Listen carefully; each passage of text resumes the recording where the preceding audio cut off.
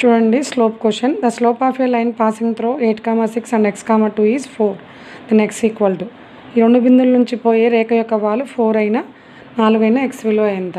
ఇది easy question అండి. ఇక్కడ ఇచ్చిన బిందువులు 8,6 b లెట్ అనుకోండి x,2 ఇది x1 y1 ఇది x2 y2 అనుకోండి.